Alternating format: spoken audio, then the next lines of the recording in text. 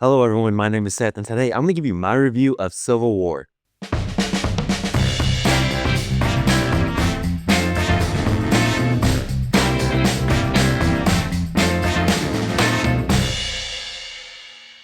By the time this video is out, Thanksgiving is tomorrow, so I want to go ahead and say Happy Thanksgiving.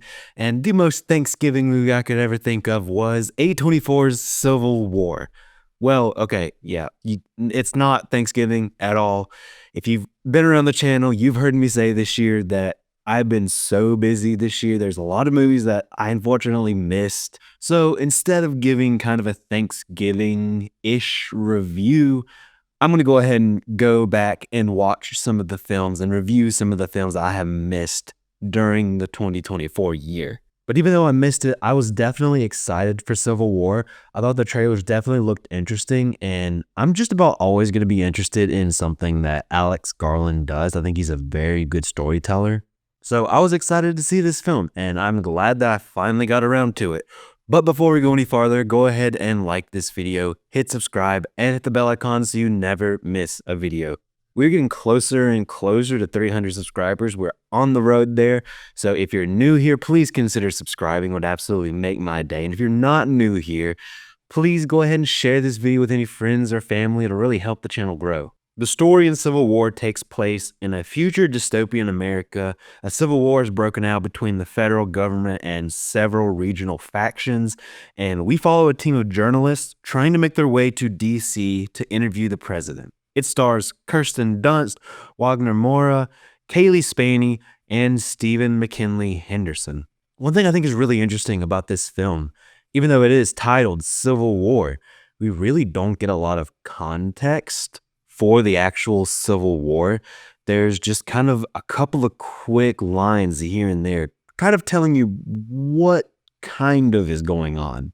We don't ever have anybody explain how the war starts. We don't have anybody explain how the states ended up splitting or anything like that. We just kind of start and we're in the middle of this Civil War. But I think for the story that they are telling in this, we don't necessarily need any of that backstory. It would have kind of bogged down the film a little bit since we're already like smack dab right in the middle of the conflict. It would slow the film down a bit too much to kind of go back and just have people explain to us, hey, how did this start? Well, the way they do it here, we can just kind of accept it as it is. This is the world, and we can move on with the story and move on with the characters. The whole Civil War thing is really just a background and a setting for our characters. And overall, I would say the story is kind of simple, and I would say there's a couple of positives and negatives to that for me. On the positive side, we really get to spend time with our characters and we really get to understand them. There's big portions of this film where our four main characters are kind of stuck in the car together and we're right there with them, and we really get to know these characters. They put these characters in tough situations and we really get to see who these characters are at their core whenever they're faced with these horrible situations. But as far as a negative goes, I don't really think there's anything pushing the story forward. We really are just kind of riding along with these characters, which is great, but like I said, there's just not a strong push forward in the narrative. There's not something completely driving the narrative. It's just kind of, we have our journalists here and their goal is to go interview the president in DC. And that's kind of the whole film. They run into bumps along the way. There's some conflicts and situations that they run into on the way there. But the actual story is relatively light. But like I said, the goal of our characters is to capture images and eventually get to DC where they can maybe try to interview the president.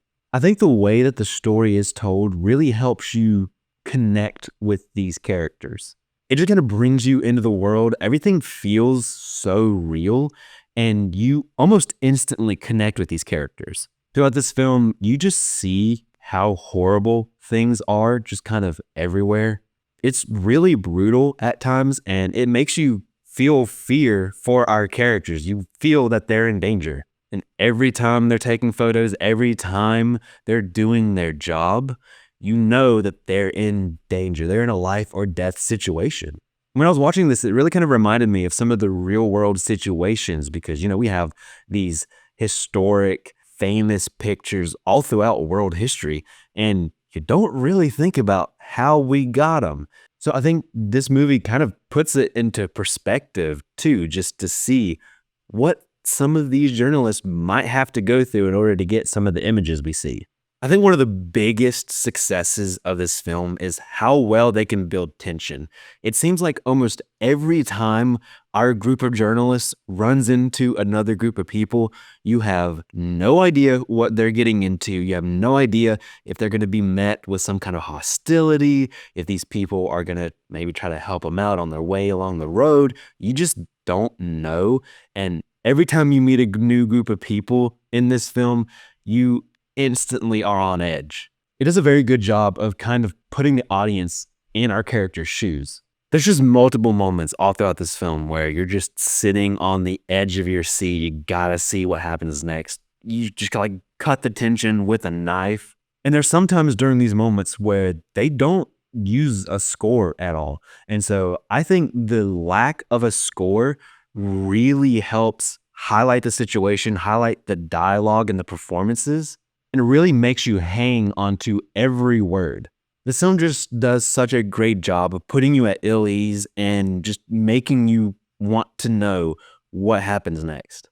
I'm not spoiling anything in this video. I want you to go experience this film for yourself, but there's a few shots in the trailer that pertain to a scene that I particularly love in this, and that is the scene with Jesse Plemons.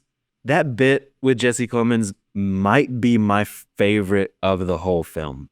That sequence felt like it took forever, and I mean that in the best way possible. It wasn't drawn out. It didn't go for too long in reality. It just felt like it because you felt like you were right there in that situation with our characters. You could absolutely feel the panic that our characters were feeling.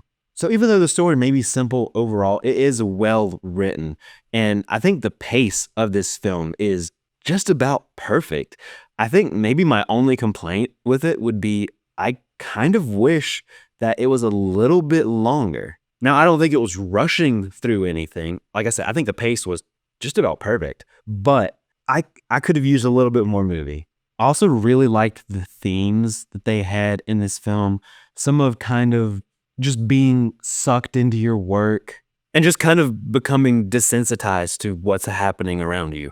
I think they tackle that in a really beautifully brutal way.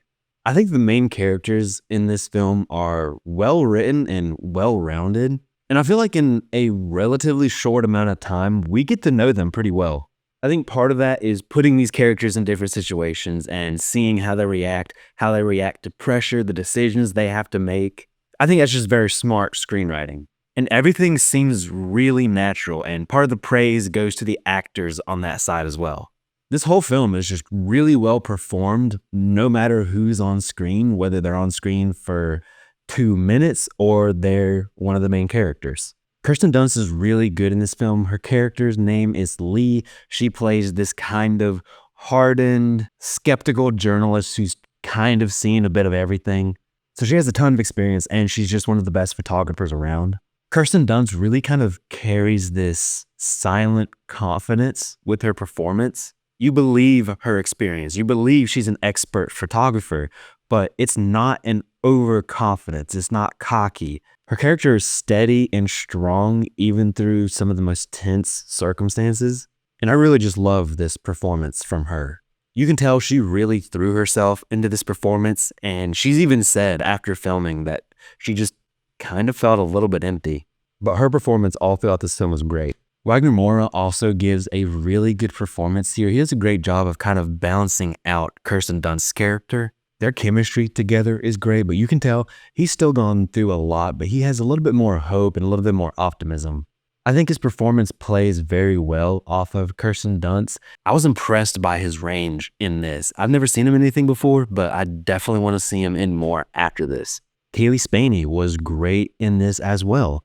This was my first time seeing her in anything, and I really enjoyed her performance. She plays a young photographer who idolizes Lee and wants to do what she does. And this situation is another one where the chemistry is important, and she really and Kirsten and Kaylee's chemistry was really good. They were great together and it just seemed natural. It's subtle, but I love how over the course of the film, you can kind of see them start to warm up to each other a little bit more. Kaylee brings this enthusiasm and kind of a young, naive energy to her performance, and I think that really helps make her character special. Stephen McKinley Henderson is great. He's always good anytime I see him in anything. And I already kind of mentioned it a little bit, but I got to give another shout out to Jesse Plemons. He is just so good. I feel like he's kind of an underrated actor, but I feel like he can do a little bit of everything. But he is just so good at being this just creepy, intimidating dude. All throughout this film, I think there's a lot of really little filmmaking techniques that I think goes to just help elevate the film. Like, for example, they used real blanks in the guns to get more of a real reaction out of the actors. Many of the soldiers you see in this film were actually played by real life soldiers. That's another thing just to help immerse the actors in this world. They wanted to give this film a sense of realism, and I think they definitely achieved that. Some of the shots in this film were actually captured on a Sony a7S III, which I thought was really interesting. And I really like how they break up some of the action that we're seeing with some of the photos that our main characters are taking. There's also a few times in this where they use different lenses, and I really love that. It's just a really good shorthand of kind of trying to communicate how these characters are feeling or what they're thinking. I know this was a lower budget film, but I do have to say there were a couple times where the CGI and the green screen just didn't really look that great. It's not bad all the time, but there's a few times where it was bad enough for me to notice, but that's not that big of a deal. Overall, I gotta say, I enjoyed this film, even though at times it might be a little bit hard to watch. This isn't gonna be a film that you can just throw on for fun in the background. It's heavy and brutal at times, but I feel like it was told in a beautiful and profound way. You really care about these characters, and the performances just go to help immerse you in this world even more. And the story does help you focus on the characters, although there's not really a strong narrative push. There's some great filmmaking here. CGI can be a little spotty, but overall, really great filmmaking. And I think Alex Garland is a really talented filmmaker, and I believe he said he doesn't know if he's actually going to direct another film again. He's going to continue writing, but I think he said he's not sure if he's going to direct again after this. Either way, I'm here for his next film. I hope he does end up directing again, but even if he's just writing, I'm here for it. I'm going to give Civil War a 4 out of 5. But that's it. That's my review of Civil War. Have you seen this film? Let me know what you thought in the comment section down below. I'd love to have a conversation with you about it. Thank you so much for watching. I really appreciate it. Don't forget to like this video, hit subscribe, and hit the bell icon so you never miss a video. You can follow me on social media pretty much anywhere at CinemaSeth, and I'll see you next time.